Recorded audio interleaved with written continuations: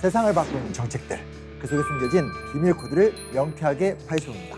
안녕하세요. 글쓰기 연구하는 심영환입니다. 역사를 쉽고 재미있게 소개하는 썬킴입니다. 오늘은 이제 저희가 찾아온 곳이 대한민국 역사박물관의 팬데믹 특별전입니다. 여기서 특별전 많이 해요, 그렇죠? 그렇죠. 네. 이곳에 전시된 이제 수많은 자료들을 보니까 인류 역사가 줄곧 감염병에 시달렸구나. 그렇죠. 네. 지난 3년간 우리를 정말 괴롭혔습니다. 팬데믹이 언제 어디서 또 예고 없이 감염병이 찾아올 수 있으니까 대비해 저희가 만지는 또 기해야 되겠죠. 그렇습니다. 우리의 역사를 알아야 하는 이유도 여기에 있다고 볼 수밖에 없고요. 네.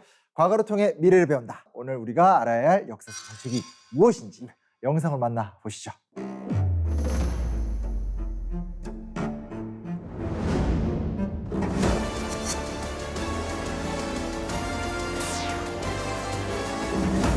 이 무서운 괴질은 부산 근처와 서울까지도 번져 환자가 생긴 곳에는 절대로 가지 말아야겠습니다.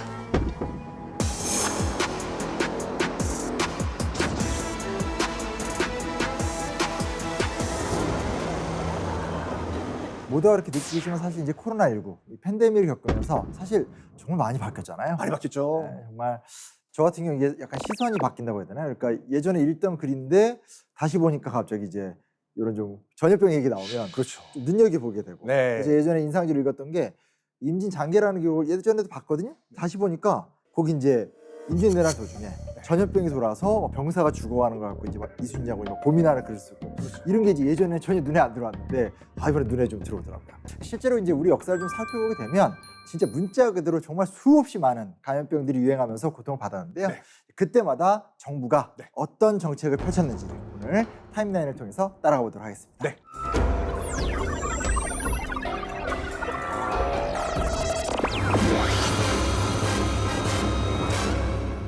우리나라의 감염병 기록 가운데 가장 최초의 기록 언제였을 것 같으세요? 언제가요? 그죠? 고구려스 운통명왕 백제온조왕. 그게 언제적 노래인데 지금 부르십니까? 그 언제적 노래이긴 하지만 백제온조왕 때입니다. 온조왕. 이 실제로 백제온조왕 즉위 4년 봄과 여름에 이제 가뭄으로 기근이 들었다는 이제 기록이고요. 그리고 이제 기근이 들게 되면 보통 이제 역병이 같이 발생하게 그렇죠, 되잖아요. 그렇죠. 그래서 이때 이제 기근과 더불어서 역병이 들었다. 그리고 이제 북쪽에서 남하였던 백제 유임이 이주 초창기에 이제 새로운 자연 환경 속에서 고생할 수밖에 그렇죠. 없었다. 네. 온 지 얼마 안 됐는데 기근 돌고 적응하기 힘들었었다. 이런 기록들이 좀 남겨져 있습니다. 네. 좀 안타까운 건 이제 이 당시 워낙 과학기술 발전이 좀 떨어지던 때니까 그렇죠. 네네. 실제로 이제 구체적으로 어떠한 이제 질병인지 잘 모릅니다. 다만 이제 새로운 질병이 이제 백제 사회에 들어와서 네. 풍토병으로 이제 정착하는 과정을 우리가 현재는 추정하고 있습니다. 맞습니다. 또 이제 뿐만 아니라 전쟁이 벌어진다든지 대규모 공사가 또 이루어지면 군대나 또 부역 부대가 이동했을 때 전염병 많이 돌았잖아요. 맞아요. 이 실제로 세계사를 보면 기원전 5세기 스파르타와 아테네가 빵 격전을 벌인 펠로폰네소스 전쟁에서도 천연두, 장티푸스, 패스트 같은 감염병이 또 창궐했습니다. 그래가지고 아테네군이 정말 큰 곤욕을 치르기도 했죠. 맞아요. 그 일리아드 같은 글 보니까 막 기도하니까 막 아테네가 막 화살을 쏘니까 전염병이 창궐했다. 그렇죠. 이런 기록이 나오더라고요. 네. 그렇죠? 우리나라 같은 경우도 사실 좀 비슷한 상황이라고 볼 수 있겠고요. 네. 신라가 이제 삼국을 통일하던 이게 8, 9세기 무렵 이때 사실 큰 사건이 터지잖아요. 왜냐면 이제 이 어디죠? 수나라, 당나라, 중국의 제국이 고구려와 백제를 공격하고 네. 사실상 이제 동아시아 대전이잖아요. 세계대전이죠. 그렇죠. 근데 이제 문제는 중국 남부, 중부, 북부, 일본, 또 만주, 한반도 아이고. 전체 사람들이 돌아다니면서 각종 풍토병 막 이런 것들을 막 짊어지면서 이제 서로 다 옮기겠네요. 이렇게. 그렇죠. 교류의 장이라고 할 수 네. 있겠죠. 그래서 사실 이제 의도치 않게 이 시기가 질병 교환의 이제 장이 될 수밖에 없었던 네. 시기라고 할 수 있겠고요. 이 기록에 따르게 되면 삼국사기에 뭐라고 나오냐? 네. 삼국 통일 이후에 총 11차례에 달하는 굉장히 많은 숫자죠. 그렇죠? 전염병 기록이 또 남아 있기도 합니다. 맞습니다. 그러니까 방금 말씀해주신 이 전염병의 유행은 또 의학 발달로 필연적으로 이어질 수밖에 없는데 기록으로 남은 최초의 의학 교육기관 의대죠. 네네. 이것이 무엇인가 하면 692년에 설치된 의학이라는 의과대학이었다고 해요. 이제 중국 의서를 바탕으로 이제 신라에 맞는 의료 체계를 만들어 나갔다고 하는데 이 당시에 이제 의학 여기 들어가려고 수험생들의 열의가 불타올랐다고 합니다. 그때도 좀 들어가기 쉽지 않았나 봐요. 지금도 마찬가지죠. 이 신라 같은 경우에는 의학의 설립을 바탕으로 체계적으로 의학 인재를 양성하기 시작을 했고 또 신라뿐만 아니라 중국, 인도, 페르시아 이웃 나라와도 의학 교류를 했다고 합니다. 하지만 이 의학이 발달한다고 해서 병이 다 다스려지는 것은 아니죠. 그렇죠. 그렇죠. 이 당시에 최고의 의료 환경을 갖춘 왕도 이 역병, 병 피해갈 수 없었다고 합니다. 이 삼국사기에 따르면 신라 선덕왕, 문성왕 얼굴에도 이 천연두 자국, 마마 자국이라고 하지 않습니까? 옛날에 뭐 곰보라고 좀 이렇게 좋은 예전엔 표현 비하해서 나왔지만 했죠. 좀 역설적인 건데 질병이 도니까 또 의학이 발전하게 되고 그렇죠. 이런 현상이 나타나게 되는데 네. 신라에서 병을 대하는 자세를 좀 보게 되면요. 선덕왕의 병에 들었습니다. 네. 먼저 의사에게 이제 진료를 받은 다음에 일단은 좀 치유가 안 됩니다. 네. 치유가 안 되니까 차도가 없는 거죠. 그러면 우리는 요즘으로 얘기하면 더 센 약을 찾게 되는데 그렇죠. 그게 아니고 무당을 찾아가서 아이고 이런. 그러니까 그 시대의 한계인 거죠. 예, 무당을 찾아가서 주술로 치유를 또 하려고 했는데 또 안 됩니다. 네. 사실 안 되는 게 맞는데 그 생각은 안 됩니다. 안 되니까 잠깐만 무당이 안 돼? 아 이번엔 불경을 외워서 또 불교의 힘에 또 의지를 해서 병을 좀 치료하려고 했다는 기록이 남겨져 있습니다. 그때는 그게 참 제한이었죠, 솔직히. 그래서 이거 말고는 또 길이 없으니까. 그럼 맞습니다. 백성, 귀족, 심지어 왕, 뭐 신분 가리겠습니까, 병균이. 그래서 호환마마라는 말이 그때 생긴 것 같은데. 실제로 이제 마마라는 단어가 이제 천연두를 말하는 건데 아. 이게 왜 마마가 됐냐고 여러 이론이 있습니다. 네네. 여러 이론이 있는데 이제 그 중에 이제 한 주장으로서 이제 보게 되면 치료할 수 없다면 좀 그 병을 이렇게 좀 높게 좀 대해준다. 띄워주자. 마마 뭐 이런 거 있잖아요, 그렇죠? 아. 예. 그러면서 천연두를 갖다 마마라 불렀다라고 하는 주장이 하나 있습니다. 그래서 좀 참고해 보시면 좋을 것 같고 그만큼 이 질병이 무서웠구나 이렇게 좀 느끼시면 좋을 것 같다는 생각을 좀 해보게 되고요. 자, 이 또 역병이라고 하면 저는 또 이분이 또 생각이 납니다. 임금님 귀는 당나귀 귀. 그건 그냥 뭐 동화책에 나온 얘기 아니에요? 맞습니다. 그 신라 경문왕 얘기죠. 귀망 들어라. 대나무 숲에 가서 임금님 귀는 당나귀 귀 이거지 않습니까? 그게 의학하고 무슨 상관? 이게 또 천연두와 관련이 있다고 해요. 오. 뭐 여러분 다 아시는 스토리가 이제 왕의 모자를 만드는 그 장인, 그 복두장이 경문왕의 이제 비밀을 알았잖아요. 이제 이 당나귀 귀라는 걸. 그래서 대나무 숲에 가가지고 당나귀 귀 이 소식을 이 소문을 경문왕이 들었던 겁니다. 다 잘라버려. 거기까지 우리 다 아는 얘기지. 다 알죠. 네. 그런데 대나무를 자르고 뭘 했냐? 이 텅 빈 자리에다가 바로 산수유를 심었대요. 아, 얘기가 끝난 게 아니고. 아니야. 아, 하필이면 매실도 아니고 다른 것도 아니고 사과도 아니고 산수유냐? 산수유? 산수유. 이 산수유가 천연두 치료에 효과적이었다 이렇게 믿었다고 해요. 아. 그러니까 중국의 본초 강목을 보면은 실제로 산수유 열매를 으깨 가지고 얼굴에 바르면 이 두창에 효과가 있다라는 기록이 있었다고 합니다. 이걸 봤을 때 이 경문왕이 이제 산수유를 심은 것은 당시에 전염병이 창궐했고 그걸 약간 통제하려고 했던 시도가 아닌가라고 우리가 추측을 할 수가 있는 거죠. 그렇구나. 그러니까 우리가 알고 있는 동화적 이야기보다 더 본질적인 의미가 있네요. 이게? 그렇죠, 그렇죠. 아, 몰랐어요. 또 유명한 이야기가 뭐냐면 경문왕, 바로 다음 왕인 그 49대 왕이죠. 헌강왕 때 이제 등장하는 스토리인데 뭐다 아실 거예요. 처형가죠, 처형가. 유명하지, 유명하지. 아, 유명하죠. 이거 바람피는 바람 피는 얘기죠. 아내가 다 바람 폈잖아요. 그렇죠. 근데 처형이 이제 화를 내기는커녕 노래를 부르면서 춤을 추니까 이 역신이 이제 처형한테 다시는 집안에 안 들어가겠습니다라고 약속했던 설화는 다 아시죠? 그 방금 말한 부분을 놓치셨던 것 같아요. 그렇죠, 그렇죠. 그때부터 사람들은 이제 처형의 얼굴을 문 앞에 이제 그려가지고 역신의 방문을 이제 막았다라고 하는데 궁중에서도 섣달 금음날에는 악귀를 쫓는 의식을 하면서 처형물을 또 쳤다고 합니다.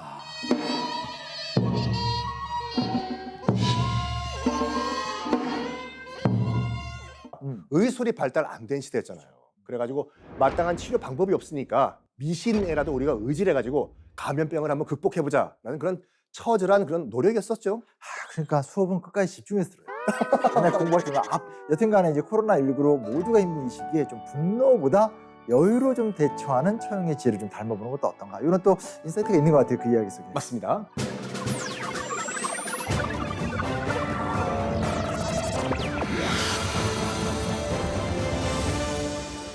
자, 그러면 이제 고려 시대로 좀 넘어와서 이야기를 해보도록 하겠습니다. 당연히 고려 시대로 들어오게 되면 의학이 더욱더 발전하게 됩니다. 네. 사실 이 삼국사기나 여러 기록을 읽다 보면 그냥 다 번역이 똑같아. 네. 역병. 그러니까 이게 병이 뭔지를 우리가 해독해내기 너무 힘든 거죠, 그렇죠? 네. 근데 이제 고려 시대로 오게 되면 온역, 장역, 질진, 이질, 학질 이질학지 이런 것도 좀 우리가 약간 익숙하잖아요. 그렇죠, 그죠? 그렇죠, 그렇죠. 그러니까 그만큼 이제 고려는 전염병 문제에 대해 조금 더 체계적으로 대응했었고 의학 기술도 올라갔다는 걸 좀 알 수 있는데요. 여튼간에 고려 같은 경우는 역사에 비해서는 이 전염병 발생 기록이 상대적으로 좀 적은 횟수로 기록이 되어 있다고 네네, 하네요. 475년의 역사를 가진 고려지만 전염병 기록은 고작 37번밖에 없었다고 해요. 아이고. 약간 이제 지식은 높아졌는데 어떤 이유 때문에 좀 이렇게 안 쓴 것 같기도 하고 좀 그런 생각도 좀 드는데요. 네. 그게 왜 그러냐면 또 이런 주장이 있습니다. 그 전염병 같은 경우에는 천재지변의 천재로 여겼다고 해요. 그리고 왕이 잘못해가지고 지금 병이 도는 것이야. 그러니까 왕에 대한 하늘의 벌이야. 아 그렇구나. 맞습니다. 하지만 그러나 감염병에 손을 놓고 있었던 것은 아니었습니다. 그 전염병이 유행을 하니까 나라에서는 이제 의사 선발을 위한 과거 제도를 또 시행을 했습니다. 뭐 의료 지원책 서비스를 제공한 거죠. 뿐만 아니라 능력 있는 의사에게 벼슬을 또 줬어요. 오. 그래가지고 의학 발전까지도 이제 끌어올렸는데 또 인쇄술과 제지술 유명하죠. 종이. 그래가지고 막 의서를 찍어냈습니다. 그러니까 아직 횟수의 기록은 적지만 체계적으로 나름대로 노력을 열심히 했다 이렇게 보면 되겠네요. 맞습니다. 아 근데 이제 중요한 일이 이때 벌어지게 됩니다. 우리 고유의 치료법과 약재를 사용해야 된다. 이거 갖다 이제 우리가 향약론이라고 하더라고요. 그렇죠. 그러니까 말 그대로 중국식 의서를 그냥 베끼면 안 된다. 뭐 황제, 내경, 본초광고 유명한 있는데 네. 왜냐면 오면 체질과 물과 뭐 사냐가 다르고 다르죠. 그렇죠. 그리고 이제 나오는 풀들도 다르기 때문에 그런 것보다는 이제 우리 안에 있는 자연과 산화와 우리 어떤 고려인들의 특징을 고려해서 치료해야 된다라고 하는 어떤 그런 주장들이 좀 대두가 되게 되는데요. 네. 그러한 노력으로 등장하게 될 의서가 향약 구급방이라는 이제 아주 중요한 우리 역사에 좀 중요한 의서가 등장하게 되고요. 이 의서는 드디어 민간에서 구할 수 있는 약재 이게 중요한 거잖아요. 중요하죠 이게. 머리로 하는 게 중요한 게 아니라 실제로 이제 이 의서 같은 경우는 민간에서 이제 구할 수 있는 약재로 급한 병에서 이제 사람을 구하는 방문을 모아놓은 책이거든요. 고려 고종 때 대장도 가면서 간행이 됐고요. 약재나 병명을 우리말에 차자로 딱 적어놨다고 하더라고요. 그러니까 이제 민간의 의료 향상에 굉장히 좀 중요한 공을 세웠다고 볼 수 있겠고요. 아까 말씀드린 것처럼 중국 의학의 모방에서 드디어 벗어나게 되고 우리나라 고유의 의학으로 이제 발전할 수 있게 되는 브릿지. 뭐 이렇게 건너갈 수 있는 중요한 이제 버팀목이 됐다. 보면 좋을 것 같습니다. 맞습니다. 이 감염병 이 오면은 역병이 오면 정말 세상이 마비가 돼요. 또 사회 곳곳에서 문제가 발생을 하죠. 이때 필요한 게 무엇인가 바로 하면 사회보장제도. 시스템이 딱 뒷받침이 돼야 되는구나. 맞습니다. 고려 시대도 이제 병들고 가난한 백성을 치료를 해주는 것이 국가의 의무다라고 여겼다고 합니다. 그래가지고 광종 14년, 또 서기 963년이죠. 제위보라는 기관을 설치했다고 하는데 이 제위보가 뭐냐? 돈이나 곡식 같은 거는 이제 일정한 그 기금을 모아뒀다가 백성들에게 꿔주고 또 이자도 받고 하는 그런 기관이었다고 해요. 약간 연금 같은 느낌 나요? 그렇죠, 그렇죠. 감염병과 자연재해가 발생하면 이제 병자들, 아픈 환자들과 가난한 사람들에게 음식도 나눠주고 백성들을 또 치료해주는 그런 기관이었다고 합니다. 일단 잘 먹어야 되니까. 잘 먹어야 되니까. 맞아요. 우리도 경험해 봤잖아요. 치료제가 없어도 잘 이렇게 잘 먹고 건강한 상태를 유지하라 뭐 이런 거 배우니까 체력이 국력이죠. 비슷한 거네요. 그렇죠? 그렇죠. 또 다른 기관이 있는데요. 서민 의료 기관으로 동서대비원이라는 게 있어요. 고려시대에 설립이 됐고 요거는 조선시대까지 쭉 이어졌다고 합니다. 오, 네. 그래서 이 가난한 백성들 중에서 질병이 있는 사람을 구호하고 요양하는 역할을 좀 전문적으로 하는 기관이었다고 할 수 있겠고요. 동서대비원이잖아요. 개경의 동쪽과 서쪽 이제 두 곳에 설치해서 백성들 관리했다고 합니다. 동서에 있다고 해가지고. 그렇죠. 네. 그러니까 병든 백성을 치료하는 뭐 병원 같은 역할이었네요. 그렇죠. 네. 자, 병원이 있었다면 당연히 약국도 있어야 되겠죠. 그렇죠. 끝날 때 약 타가야 되니까. 그러니까 처방전 여기 있습니다. 자, 해민국은 고려시대의 약국이었다고 해요. 오. 예종 7년, 그러니까 서기 1112년에 설치가 되었다고 하는데 감염병이 퍼지는 걸 막고 백성들에게 무료로 약을 나눠주는 곳이었다고 합니다. 오. 이게 또 조선시대까지 이어져요. 그리고 오늘날 우리가 너무나 잘 알고 있는 바로 해민서로 명칭을 바꾸게 되는 거죠. 해민서에 가서 약을 타오도록 하여라. 줄을 서시오. 줄을 서시오. 또 아재다 아재. 옛날 드라마. 맞습니다. 또 이제 보건 업무를 관할하는 이거 중앙관청을 또 설치합니다. 대의감을 설치해가지고 이게 중요합니다. 국가적으로 의학 행정을 또 담당하게 만들었다고 하죠. 근데 이제 문제가 뭐냐면 실제로 이제 노력을 많이 하긴 했지만 그럼에도 불구하고 감염병이 쉽사리 잡히지는 않습니다. 알고 이런. 그럴 수밖에 없죠. 왜냐? 치료제가 없기도 하고 워낙 감염병의 어떤 변이들도 다양하고 하다 보니까 네. 이 당시 노력은 많이 했지만 뭐 원인도 여러 가지고 감염 경로도 여러 가지고 증상도 여러 가지고 이제 이런 과정들을 겪게 되니까 생각보다는 그 노력에 대비해서 성과를 좀 내지 못했고요. 그러니까 이제 이런 진료와 시스템을 하지만 이 외에도 몇 가지 더 많은 준비들을 하게 되는데 대표적인 게 뭐냐면 국가가 의술과 사회보장제도가 안 될 때 여기서 드디어 누굴 끌어내냐? 고려는 불교 국가잖아요. 불교 국가죠. 도와달라. 국가 종교와 이제 결합을 해서 함께 좀 이렇게 마음도 위로하고 이런 좀 역할을 했다고 볼 수 있는데 실제로 인종 6년의 기록을 보게 되면 왕이 직접 사찰 행차에서 구일 활동을 했다더라 이런 기록들도 확인할 수 있습니다. 맞습니다. 어떻게 보면 국가와 종교가 크로스 합체를 한 거군요. 그렇죠, 그렇죠. 또 전염병이 창궐할 할 때는 국가적으로 거행된 불교 의식도 있었다고 합니다. 그 전염병을 물리치기 위한 그 기원의 목적이죠. 일정 기간 동안 이제 반야경을 읊으면서 똑똑똑똑 감염병아 사라져라, 감염병아 사라져라. 이걸 기원을 하는 반야도량이란 또 그런 행사가 있었다고 하죠. 다 맞춰서 어떤 내용을 준비한 거구나. 맞습니다. 실질적인 치료 행위를 담당했던 의료 행정의 확인 물론이고 이 민가의 정신적 안정을 도모하는 파트너까지 국가적으로 전염병을 다스렸던 이제 조상의 지혜를 우리가 좀 엿볼 수 있는 시간으로 확인해 볼 수 있을 것 같습니다. 네.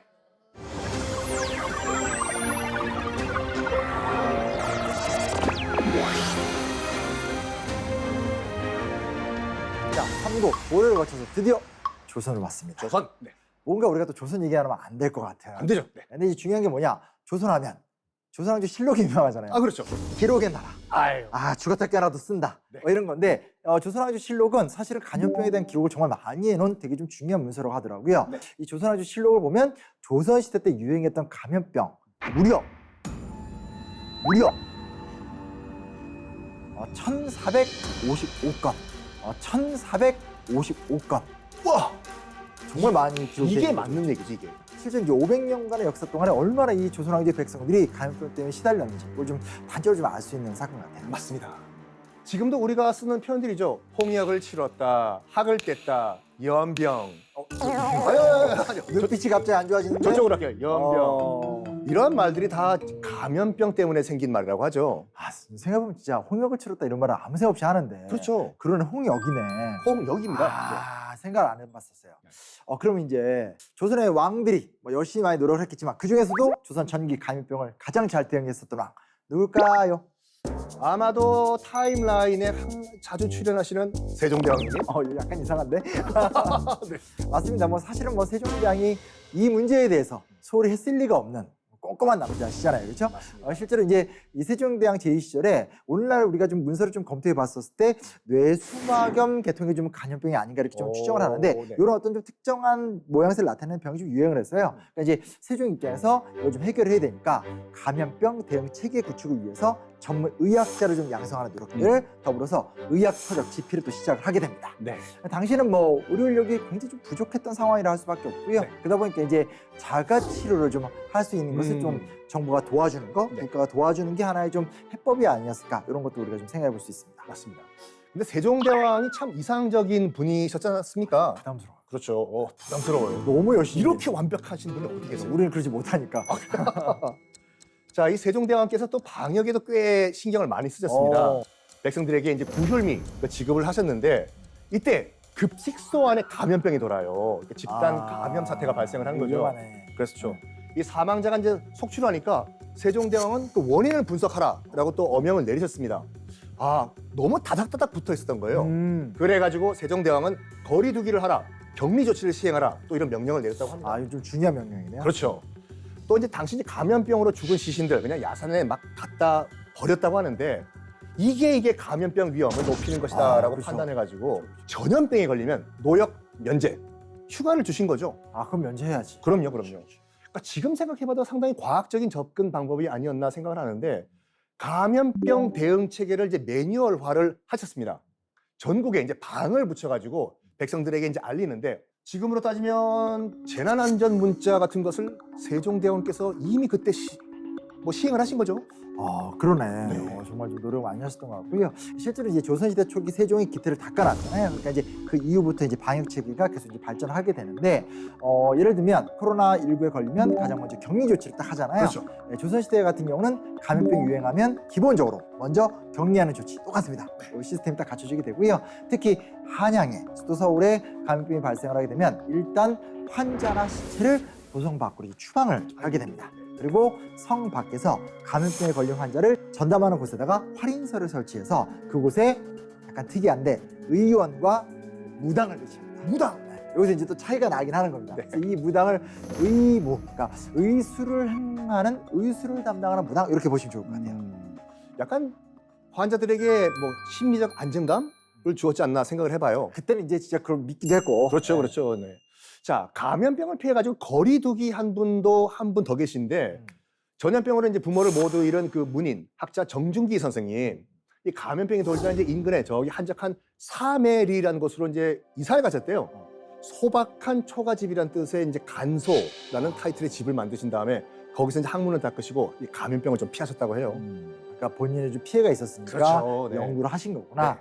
실제로 이제 정부 입장에서는 간염병 장기화가 되면 이건 난리가 나잖아요. 그렇죠. 자칫하면 이제 밀란이 일어나서 나라 자체가 이제 무너질 수 있게 되니까 네. 이분에 대해서 좀 적극적으로 대응할 수밖에 없는 게 국가 입장인데 실제로 보면 여러 방법 중에 하나가 뭐냐? 세금 감면 정책. 좋죠. 네.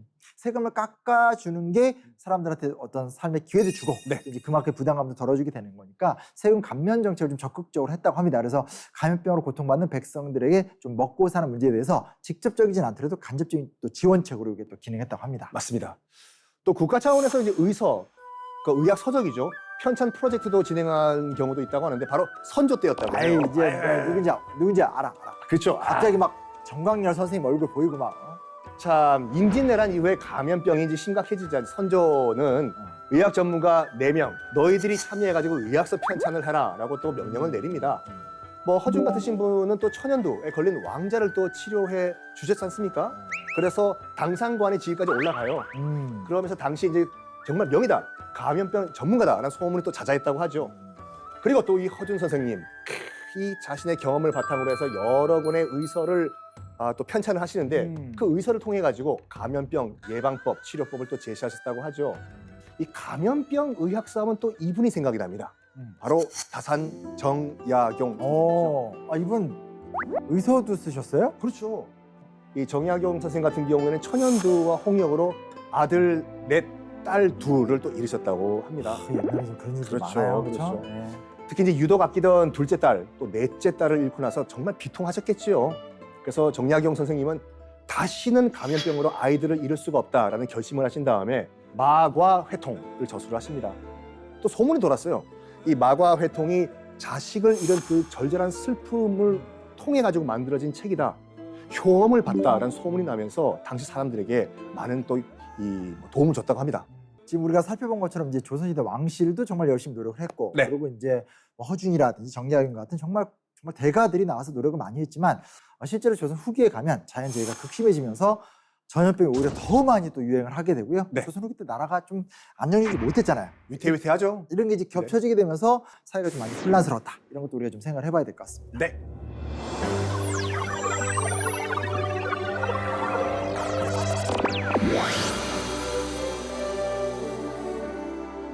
자, 그 혼란의 시대. 곤란의 시대. 세도 정치 뭐 이런 시대죠. 네. 이제 구한 말 고종 시대 때 전국을 공포에 떨게 한 어떤 겁니까? 바로 콜레라입니다.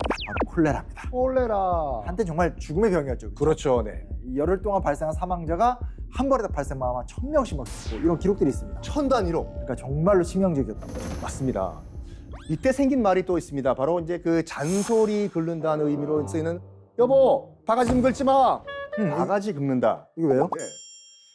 그 옛날에는 그 코로나가 창궐을 하면은 뭐 뚜렷한 치료법이 없지 않습니까? 그래가지고 속수무책으로 이제 목숨을 잃을 수밖에 없는 상황인데 여러 가지 가짜 뉴스들이 또 등장을 한 거예요. 그 중에 하나가 뭐냐면 바가지를 긁어가지고 시끄러운 소리를 내면은 이 감염병을 쫓아낼 수가 있다라고 믿었다고 합니다. 그래가지고 바가지를 긁었다고 하죠. 그러니까 좀 정말 그 시대의 민중의 어떤 좀 우픈 이야기를 좀 볼 수 있을 것 같은데요. 맞습니다. 실제 이제 오염된 물이나 음식, 환자의 배설물들을 통해서 콜레라가 전파가 된다고 하더라고요. 네. 보게 되면 이게 너무나 고통스럽게 사람이 죽어갔기 때문에 이름을 이제 호열자라고 불렀다는 거예요. 호열자 뭐냐? 호랑이가 맹렬하게 핥히는 것만큼 너무 고통스럽다. 그 정도로 좀 아팠던 병이라고 하게 되고요. 실제로 이제 발 뒤꿈치 근육 경련을 또 유발을 해서 또 다른 사람들 쥐통이라고 또 불렀다고 쥐통. 하더라고요. 그러니까 이제 쥐통이니까 쥐가 물어서 나오는 통증이다. 그 쥐. 그렇죠. 네. 그러니까 이제 이걸 어떻게 막지 하다 보니까 아까 바가지 얘기 나왔었잖아요. 이번에 사람들이 고양이를 또 이제 그림을 그려서 집 밖에 이렇게 걸어놓기도 하고 이제 좀 쥐야 물러가라 이런 어떤 행동을 또 하기도 했다고 합니다. 자, 이제 콜레라가 심각해지자 이제 그 서양식 의료 기술 또 방역 시스템을 도입을 하는데 이 정부는 연희 전문학교 교장 올리버 에비슨 선교사의 도움을 받습니다. 방역대를 조직을 하고 이제 곳곳에 전담 진료소를 세우는데 이제 근대적인 의료 시스템이 나온 거예요. 맞습니다. 이분께서 이제 소외된 계층 이 글을 모르잖아요.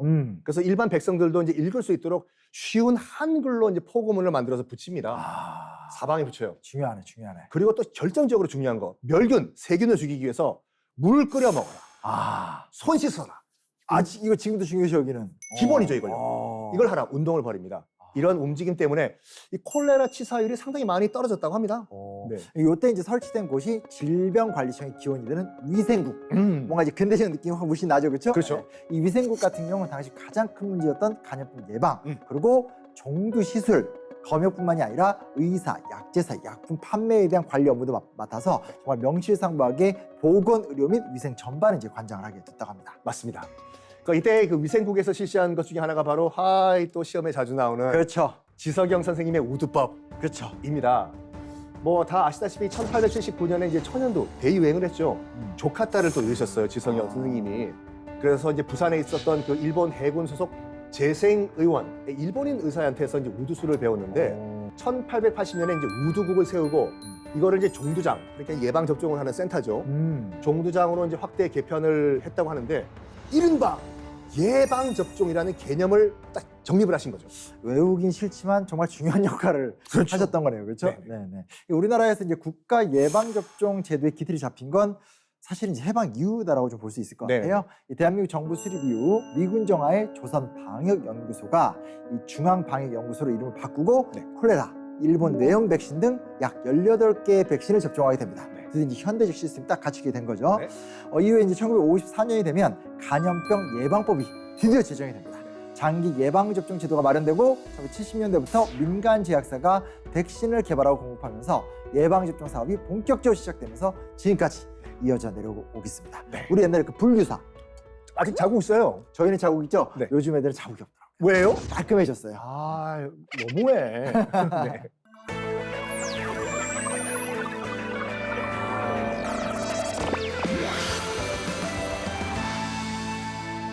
코로나19를 겪으면서 방역 시스템에 대한 많은 변화가 있었는데요. 그중 하나가 질병관리본부가 질병관리청으로 승격이 되었습니다. 세계화로 인해서 해외 간염병의 국내 유입 가능성이 사실은 엄청나게 지금 높아지는 상황인데 이 상황에서 방역의 최전선인 질병관리총괄기관의 위상을 강화시킨 거죠. 맞습니다. 중요한 조치 같아요. 중요하죠. 자, 이제 코로나19를 겪으면서 이제 감염병의 이제 선제적 대응이 정말 필요하다라고 정부는 생각했습니다. 그래가지고 감염병 대응 체계 고도화를 통해 가지고 이 선진적인 감염병 대응 체계를 이제 구축하기 위해서 많은 노력을 기울이고 있는데 그 첫 번째가 뭐냐면 바로 코로나 환자와 비코로나 환자 이제 모두 일반 의료 체계에 대해서 진료를 받을 수 있도록 전환을 하는 이 감염병 등급 조정에 따른 방역 및 의료 체계 전환을 실시했다고 해요. 중요하네요. 중요하죠. 네. 이 신속한 진료와 관건인 고위험군 같은 경우는요, 패스트트랙을 도입한다고 합니다.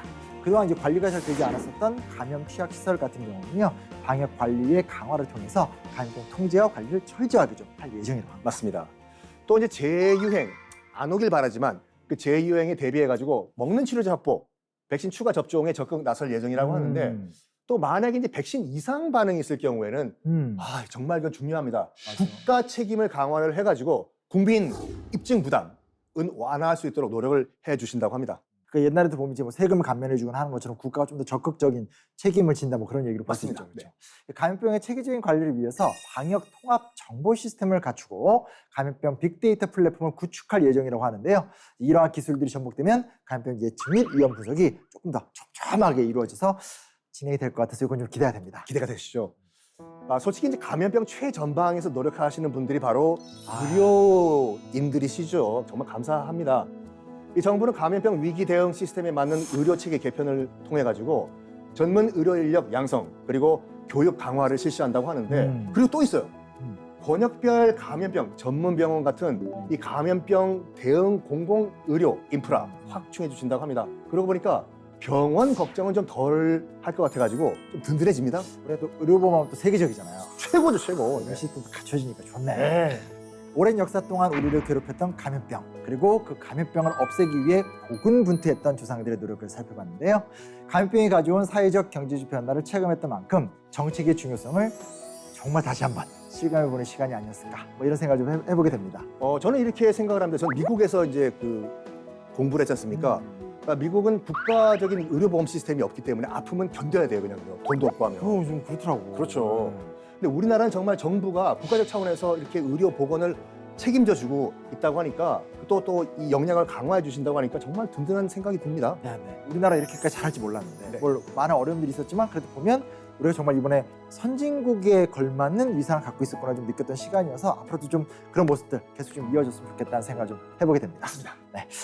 알면 알수록 더 재밌고 더 놀라운 역사 속 정책 이야기로 다시 찾아오겠습니다. 안녕.